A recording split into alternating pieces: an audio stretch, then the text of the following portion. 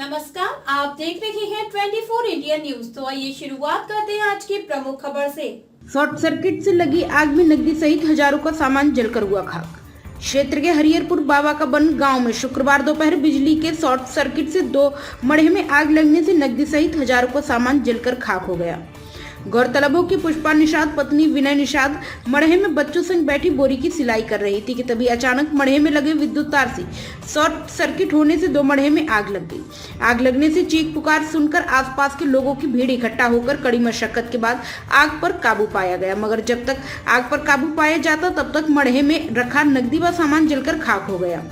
पीड़िता ने बताया कि बकाया बिजली बिल भरने के लिए समूह से 50,000 रुपया उठाती थी और मां केवला देवी की आंख के ऑपरेशन के लिए 20,000 रुपए दूसरे मढ़े रखने के साथ ही गृहस्थी का सामान गेहूं, चावल, तेल, कपड़ा, चारपाई, पलंग सब जलकर खाक हो गया।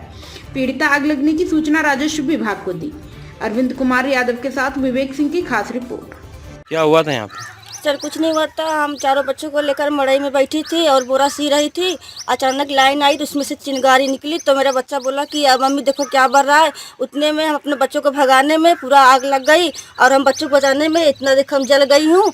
और उसमें 2 बेड था और 2 चौकी थी, सब 4 ठे गद्दा था, 2 ठे कमरा था और बैलेंस था। उसमें बच्चों का सब कपड़ा, हमारा कपड़ा था, मम्मी का था, उसमें सब जल गया। कितना पैसा था उसमें? उसमें हमारा तो 50,000 था और मम्मी का माचा था जो उसमें खटका था, उस पर गद्दा था, उनका 20,000 था आँख बनवाने के लिए थी और हम समूह से बैलेंस निकाल कर बिजली के बिल भरने वाली थी।